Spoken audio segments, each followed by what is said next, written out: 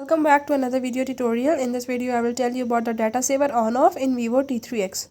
If you want to turn on the data saver or if you want to turn it off, I will tell you how you can do it. Before I move to the video, if you are new here, don't forget to subscribe my channel. Now to learn about the details in data saver, I will show you in this video. Let's watch it.